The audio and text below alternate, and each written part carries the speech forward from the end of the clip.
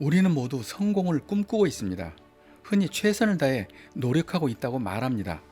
그런데 그 노력의 한계는 어디까지일까요? 얼만큼 해야 최선을 다하는 것일까요? 이 시대 최고의 예술인 쿠사마 야요이를 통해서 그 답을 찾아보려 합니다. 그녀는 지금의 입지를 위해서 어떤 노력을 했을까요?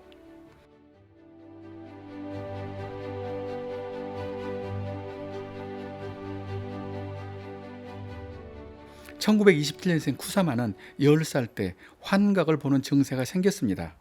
소위 헛것이 보인다는 정신병입니다.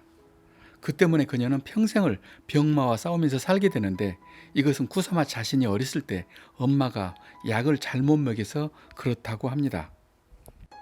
이 그림이 쿠사마가 10살 때 그린 그림입니다. 재능이 돋보이는 훌륭한 그림은 아니고 그냥 잘 그린 평범한 그림입니다.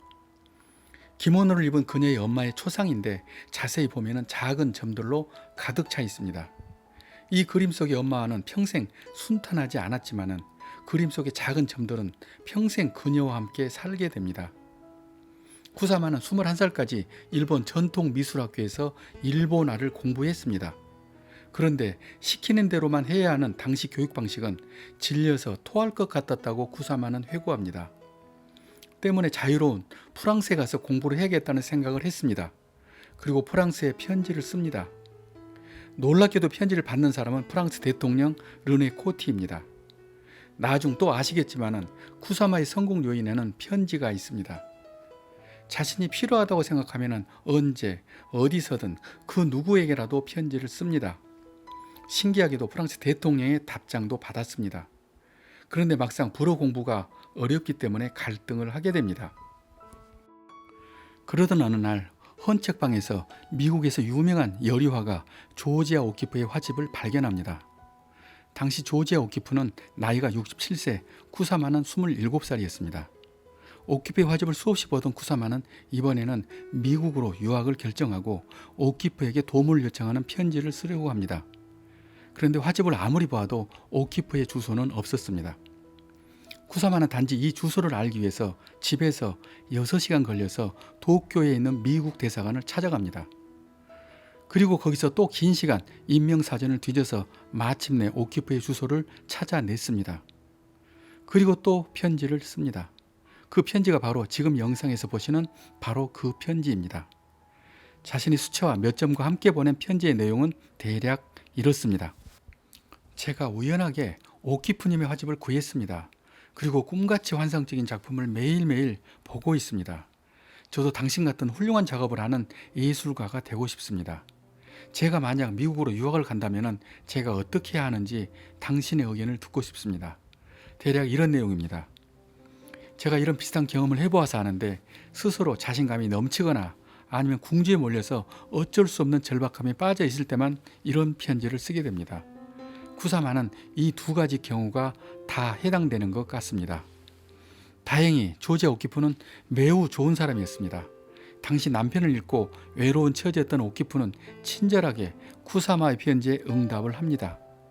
쿠사마의 간절한 설득력이 오키프의 마음을 움직인 것입니다. 다음은 오키프의 답장입니다. 당신의 편지를 잘 받았습니다.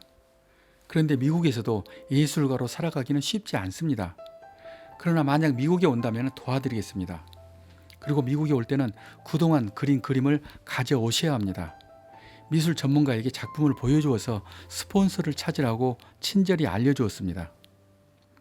이 편지 하나 때문에 쿠사마는 미국으로 가게 됩니다. 이 편지 하나 때문에 오늘의 쿠사마를 잊게 한 것이기도 합니다. 그런데 당시 일본에서도 미국으로 유학 가는 것은 쉽지 않았습니다. 우선 유학은 보증인이 있어야 하고 또 정부의 추천도 받아야 합니다. 그래도 쿠사마는 거짓말로 미국 유명 갤러리에 전시가 예약되어 있다고 정부를 속이고 보증과 추천을 다 받아냅니다. 또 어떻게 설득을 했는지 그렇게 완강하던 그녀의 부모는 돈을 만들어 줬습니다. 그때 그녀의 어머니는 딱 한마디 말만 했다고 합니다. 이거 가지고 가거라. 그 대신에 다시는 일본에 오지도 마라. 그간 모녀 간의 갈등이 얼마나 심했는지를 알 수 있는 말입니다. 어머니 입장에서는 어쩌면 그럴 만도 했을 겁니다. 집안 좋고 안정적인 사람과 결혼도 뿌리치고 몸도 성치 않으면서도 영어라도 잘하는 것도 아니고 미국은 가겠다고 돈은 내놓으라고 하니 얼마나 미웠을까요? 그리고 당시 일본도 외화 반출이 금지된 상태입니다. 때문에 쿠사마는 옷에 돈을 꽤 매어야 했고 구두 발가락 부분에 지폐뭉치를 구겨 넣어야 했습니다. 그리고 이해가 안 가는 것은 작품이 2,000점이나 싸고 거기에 기모노를 60벌이나 가져간 것입니다. 마치 옛날 시골 할머니가 서울 갈 때 고구마, 콩 그런 것을 바리바리 싸서 이고 지고 가는 그런 풍경과 다름이 없습니다. 여기서 다른 것은 몰라도 기모노는 정말 요긴하게 사용됩니다. 전시나 중요 행사 때마다 기모노를 입은 쿠사마는 매우 이색적이어서 언론에 자주 등장하게 됩니다. 이렇게 쿠사마는 모든 계획이 다 있었던 것 같습니다. 그렇게 해서 1957년에 27살 쿠사마는 미국으로 가게 됩니다. 미국에서 만난 오키프는 수년 동안 여러 가지 친절한 도움을 주었고 자기가 사는 뉴멕시코에 가서 함께 살자고도 했습니다. 그러나 쿠사마는 뉴욕을 떠날 수가 없습니다. 그것은 오직 현대미술의 본고장 뉴욕만이 그녀의 욕망을 채울 수 있기 때문입니다. 이제 세월이 많이 지나서 2012년이 되었습니다. 쿠사마는 그 사이에 크게 성공한 작가가 되어서 휘트니 미술관에서 대규모의 초대전을 받았습니다. 이제 자신을 그렇게 아껴주던 오키프는 죽고 없습니다. 그런데 휘트니 미술관 벽면에는 오키프의 그림이 걸려져 있는데 쿠사마는 어떤 생각이 들었을까요? 그날이 아마 오키프가 가장 보고 싶은 날이었을 겁니다. 쿠사마는 그날 이렇게 얘기했습니다. 오늘의 나를 잊게 한 사람은 조지아 오키프입니다. 오키프가 아니었으면 지금의 나의 성공은 없었을 것이라고 말했습니다. 조지아 오키프도 그런 찬사에 부족하지 않는 사람이고 쿠사마도 은혜를 잊지 않는 멋진 사람입니다. 쿠사마의 세 번째 편지는 1968년 미국 대통령 당선자 닉슨에게 보내는 편지입니다. 그 사이 진보적인 현대미술가로 성장한 쿠사마는 닉슨에게 매우 도발적인 내용으로 공개 편지를 썼습니다. 지금 보시는 편지가 바로 그 편지입니다. 역사에서 보면 예술과 정치는 다소 밀접합니다. 때로는 탄압하기도 하고 협력적이기도 하고 서로 이용하기도 했습니다. 그런데 당시 쿠사마의 편지는 그저 도발이나 미친 짓으로밖에 볼 수 없었지만은 이제 보니까 닉슨 대통령을 이용한 것 같습니다. 다음이 그 편지 전체 내용입니다. 나의 영웅 리차드 닉슨에게 보내는 공개 편지. 우리의 지구는 수백만의 천체 중에서 하나의 작은 물방울과 같습니다. 평화롭고 조용한 하나의 물방울 같은 지구는 지금 증오와 갈등으로 가득 차 있습니다. 당신과 내가 이 모든 것을 바꾸고 이 세상을 새로운 에덴 동산으로 만들고 싶습니다.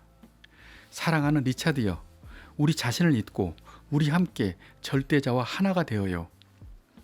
우리가 천국을 날아오르는 동안 우리는 서로 물방울 무늬를 그리며 무한한 영혼에서 우리의 자아를 버리고 마침내 벌거벗은 진리를 발견하게 될 것입니다. 폭력을 없앤다는 이유로 더 큰 폭력을 사용해서는 안 됩니다. 진실을 담아서 이 편지를 씁니다. 내가 당신을 사랑스럽게. 나머지는 너무 야해서 그냥 자막으로 보여드리겠습니다.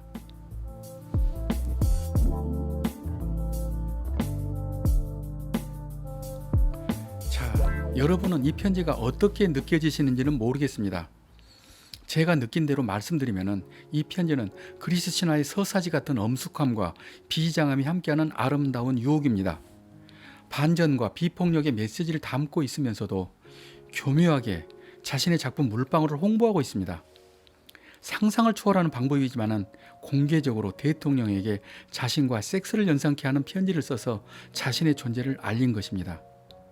설마 쿠사마가 자신이 이뻐서 아름다워서 이런 편지로 유혹을 하면 어떤 반응이 있을 것이라고 기대한 것은 아닐 겁니다. 이 편지는 닉슨 대통령에게 쓴 것이 아닙니다. 이 세상에 자신의 존재를 알리려고 쓴 것입니다. 자신이 하는 작품을 한번 봐달라고 호소하는 것입니다. 이와 동시에 쿠사마는 뉴욕 증권가에서 누드 퍼포먼스를 벌리면서 계속 이슈를 만들었습니다. 남자들을 고용해서 옷을 벗게 한 다음 그 몸에 땡땡이 점을 칠하는 작업입니다. 이것은 증권가의 돈들이 베트남 전쟁으로 들어간다. 그래서 그 자본 흐름에 반대하는 것입니다. 쿠사마의 행위미술의 절정은 블루클린 다리 오르기입니다. 그 행위는 물방울 무늬 레깅스를 입은 채 줄을 잡고 다리를 오르는 것으로 떨어지면 죽을 수도 있는 매우 위험한 행위였습니다. 이런 계속된 이슈를 만드는 쿠사마는 마침내 뉴욕 타임즈의 표지에도 등장합니다. 그리고 뉴욕 데일리 뉴스 표지에도 등장합니다. 그리고 뉴욕 현대미술관 모마에서까지 초대를 받아서 예술가로서는 최고의 영광을 누리게 됩니다. 사실상 쿠사마 야유의 대성공입니다. 이런 성과는 세 가지 이벤트를 거의 동시에 벌리면서 그 영향력으로 이룬 성공이라고 평론가들은 분석합니다. 첫째는 닉슨에게 보내는 편지, 둘째는 증권가의 누드 퍼포먼스, 셋째는 블루클린 다리 오르기입니다. 이 정도로 초인적인 극한의 노력을 하는 예술가는 거의 없습니다. 저도 열심히 사는 편인데 쿠사마에게만은 절로 고개가 숙여집니다. 올해로 쿠사마는 92세, 지금 이 순간도 작품을 하고 있을 겁니다. 쿠사마의 지금의 위상은 결코 그냥이 아니었습니다. 그녀는 500살까지 작품만 하고 살고 싶다고 합니다. 우리 모두 성공을 열망하고 그리고 누군가의 도움이 늘 필요합니다. 그렇다고 부모에게만 도움을 받는 것은 부끄러운 일입니다. 그런데 전혀 몰랐던 다른 사람의 도움을 받아내릴 수 있다면 그것은 그 사람의 대단한 능력입니다. 나라는 다르지만 동시대를 살아가는 선배 예술인 쿠사마 야요이의 그 치열한 열정과 노력에 깊은 존경과 찬사를 드립니다. 저는 이철이었습니다.